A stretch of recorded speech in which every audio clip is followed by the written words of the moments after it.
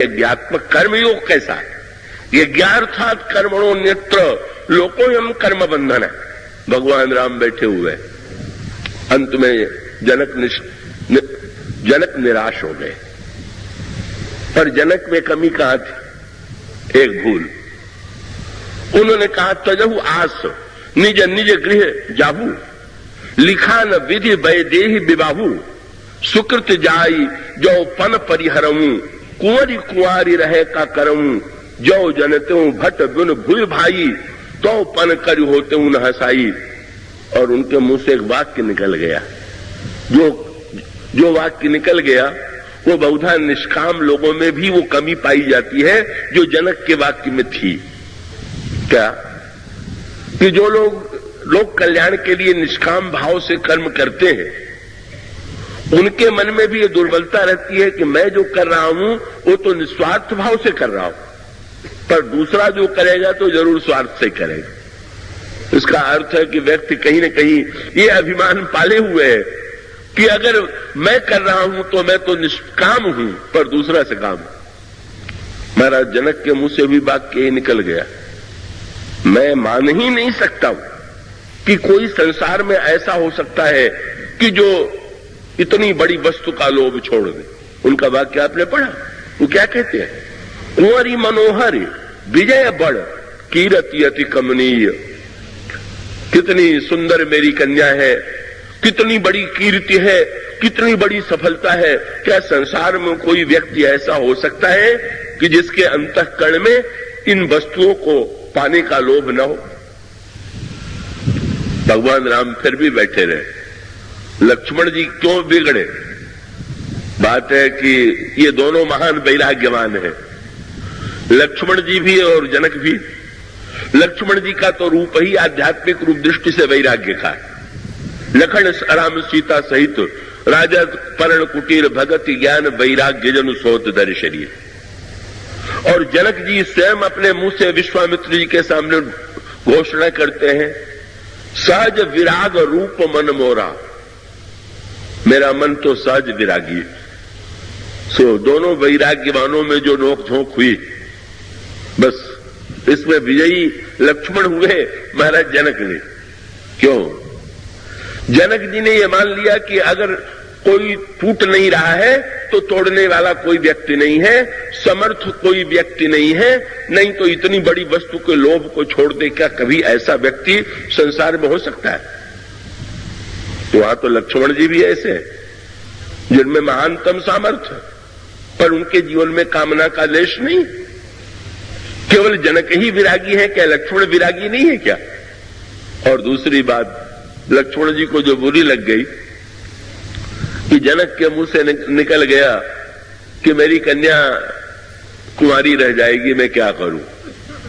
लक्ष्मण जी खड़े हुए और जनक जी को फटकारा, माखे लखण कुटिल भई भौ है, रदपुट फरकत नैन रिसो है, कहीं न सखत रघुबीर डर, लगे बचन जनुबान, नाई राम पद कमल सिर, बोले गिरा प्रमाण। और उन्होंने ये कहा कि जो वाक्य महाराज जनक ने कहा है, इनकी जगह अगर किसी साधारण अल्पज्ञ व्यक्ति ने कहा होता तो मैं बुरा न मानता, लेकिन इतना बड़ा ज्ञानी, कहीं जनक जैसा अनुचित बानी। भगवान राम उठ क्यों नहीं रहे? और लक्ष्मण जी खड़े हुए तो लक्ष्मण जी आलोचना क्या कह रहे हैं? और इतने ही नहीं, लक्ष्मण जी ने अंत में ये कह दिया कि प्रभु आप आज्ञा दीजिए तो मैं धनुष तोड़ दूं।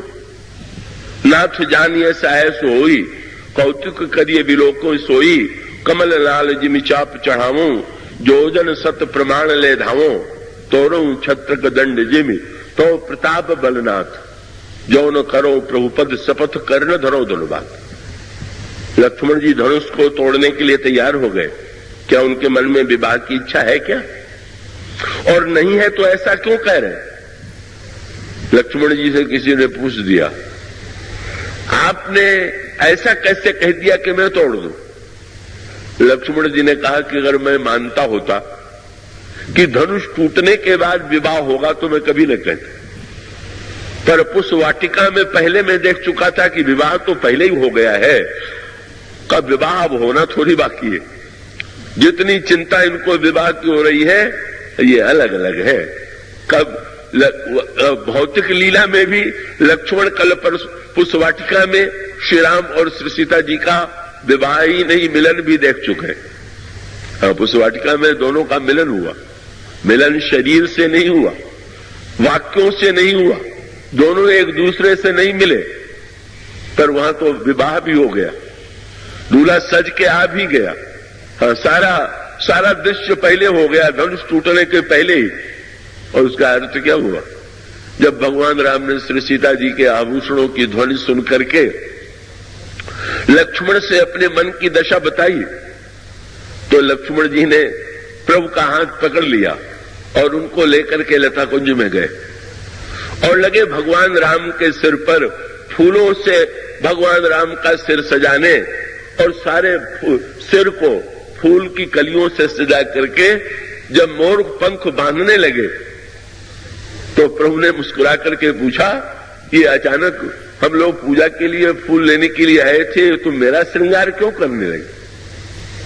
लक्ष्मण जी का संकेत ये था कि प्रभु आपने जो बात कही तो लग गया कि जनक जी चाहे जब विवाह करे, पर पृथ्वी देवी तो अभी विवाह करने वाली। जनक जी की अगर पुत्री मानी हुई है तो पृथ्वी की तो वास्तविक बेटी है। बोले पृथ्वी को ये चिंता हुई होगी कि जनक हमारी कन्या को देने के लिए प्रस्तुत है, पर प्रतिज्ञा ये है कि जो धनुष तोड़ेगा उसे मैं दूं, और राम तो बड़े सुकुमार है। सो पृथ्वी ने ये प्रतिज्ञा की कि मैं भी तोड़ने पर अपनी कन्या दूंगी, पर धनुष नहीं तोड़ना है, फूल को जो तोड़ देगा, हमारी वाटिका के पुष्प को, सुकुमारता की पराकाष्ठा। और महाराज दूल्हे के सिर पर तो मोर न हो तो शोभा नहीं। लक्ष्मण जी ने पूरा मोर जो था दूल्हे के सिर पर बना दिया। तो गोस्वामी जी ने कहा, मोर पंख सिर सोहत नीके, गुच्छ बीच बिच कुसुम कली। और कितना बढ़िया मिलन हुआ, कैसा अद्भुत मिलन है जिसमें एक शब्द भी नहीं पर मिलन की पराकाष्ठा। गोस्वामी जी लिखते हैं, सीता जी ने देखा और देखने के पश्चात क्या किया? लोचन मग क्रम है, जैसे कोई अतिथि आता है उसके लिए पावड़े बिछाते हैं, उसके लिए फूल की पंखड़ियां बिखेरते हैं। सीता जी ने ये सब का सब किया, पर स्थूल वस्तुओं से न करके भाव से किया। फूल बरसाने चाहिए तो जह बिलोक मृग सावक नैनी, जनुतः बरिस कमल सित श्रेणी। अपनी आंखों के द्वारा जब उन्होंने चारों ओर देखा तो ऐसा लगा कि जैसे सफेद कमल के फूल की पंखड़ियां चारों ओर बिछ गई। और श्री राम जब आए तो जैसे अतिथि को लेकर के आते हैं, सीता जी लोचन मग राम ही उर आनी, नेत्र मार्ग से हृदय मंदिर में आई।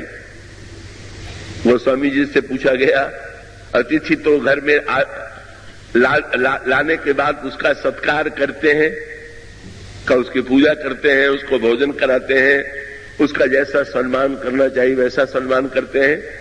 सीता जी जब नेत्र मार्ग से राम को हृदय में ले आई तो उन्होंने कैसी पूजा किया वो भी तो बताइए। चंदन पुष्प धूप दीप नैवेद्य, पंचोपचार, दसोपचार, षोड़शोपचार, कितने उपचारों से सीता जी ने पूजा किया। गोस्वामी जी ने तुरंत बड़ी मीठी बात लिखी, श्रृंगार की पराकाष्ठा।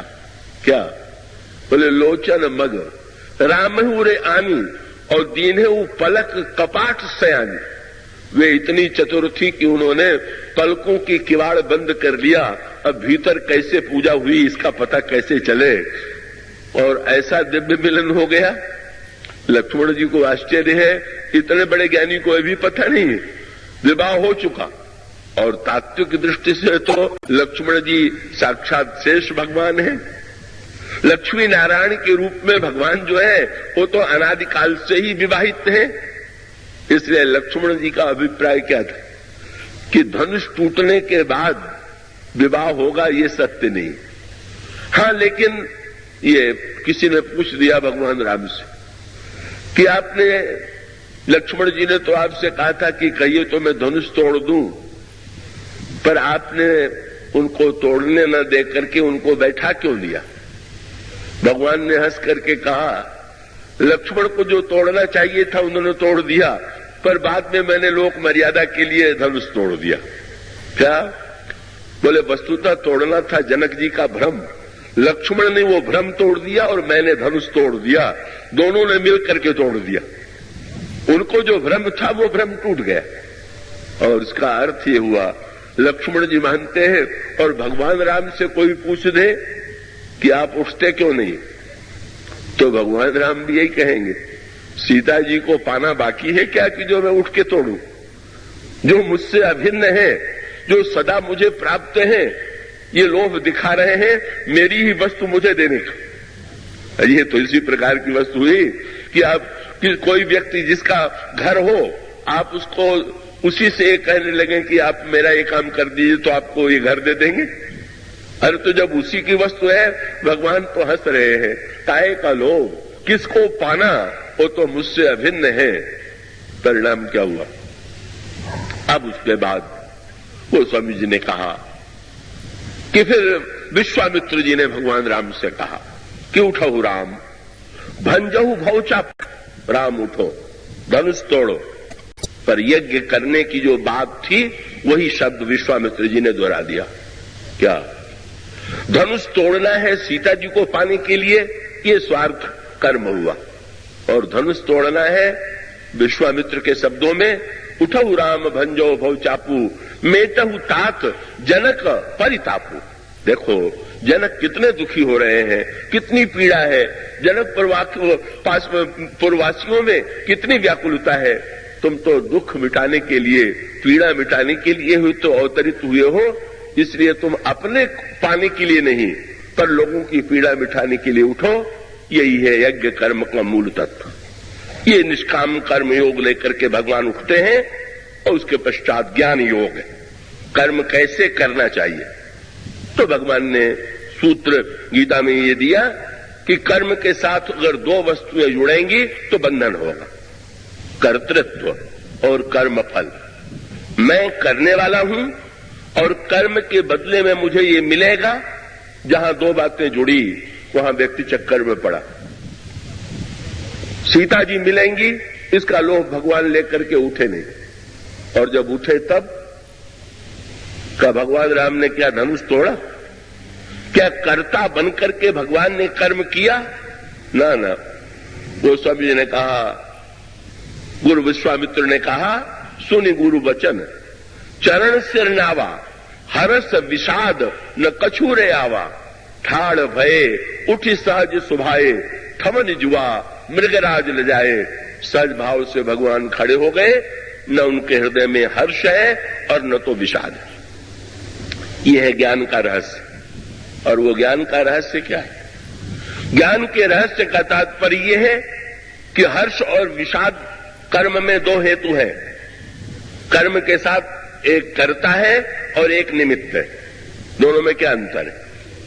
बंदूक कोई चलावे, किसी के ऊपर लक्ष्य करे योद्धा बंदूक चला करके, तो एक चलाने वाला है और दूसरे बंदूक जिससे चलाई गई गोली, और दोनों में आपको एक अंतर मिलेगा। क्या? चलाने वाले के मन में दुख और सुख होगा। अगर गोली लक्ष्य को भेद कर देगी तो प्रसन्न होगा, और असफल होगी तो दुखी हो जाएगा। पर यह बंदूक बड़ी विचित्र है। क्या? चाहे लक्ष्य विफल हो चाहे सफल हो, न बंदूक प्रसन्न होती है न तो उदास होती है। इसका अर्थ है जो करता होगा उसको कभी हर्ष होगा और कभी विषाद होगा, पर जो निमित्त होगा न उसको हर्ष होगा और न तो विषाद होगा। इसलिए लक्ष्मण जी की मूर्छा जब दूर हुई तो सुग्रीव ने पूछा, आपको शक्ति लगने में, मूर्छा होने में कितना कष्ट हुआ? तो लक्ष्मण जी ने कहा, मुझसे क्यों पूछ रहे? तब बोले, उनसे जाके पूछिए। श्री राम की ओर संकेत कर दिया और उन्होंने शब्द यही कहा, मोकह कहा पूछत हो, पाठ अर्थ चर्चा की रे, शोभा सुख छति लाभ भूप कह, केवल कांत मोल हीरे। लक्ष्मण जी का जो तत्व है, संकेत ये है, भगवान राम खड़े क्यों हो गए और हर्ष और विषाद क्यों नहीं हुआ? बोले गुरु जी है कर्ता और मैं हूं निमित्त। वो मुझसे तोड़वाना चाहते हैं, मुझे माध्यम बना रहे हैं, और उनके मन में अगर संकल्प है कि ये टूट जाए तो हर्ष और विषाद हो तो गुरु जी के मन में हो, मेरे मन में क्यों होने लगा? सुनि गुरु वचन चरण सरनावा, हर्ष विषाद न कछू आवा। ये था ज्ञान योग।